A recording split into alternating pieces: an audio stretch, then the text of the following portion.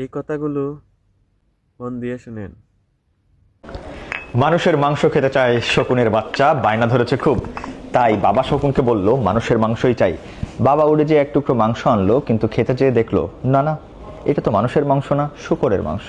তাই বাবাকে বলল মানুষের মাংস চাই।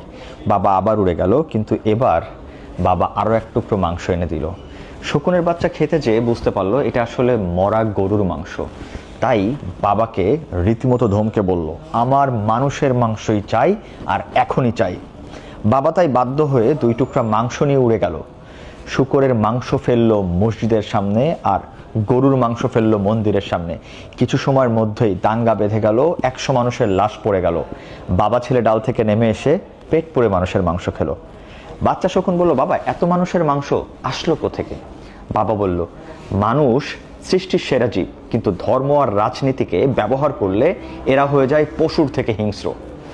তখন সন্তান বলল বাবা তুমি এত খারাপ, ধর্মকে ব্যবহার করলে?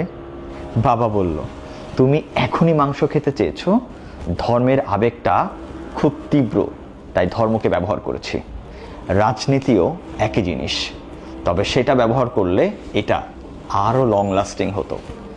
সন্তান তখন বলল বাবা তোমার মাথায় আসলেই অনেক বুদ্ধি। বাবা বলল আরে বোকা, এটা তো শিখেছি আমি মানুষ থেকেই।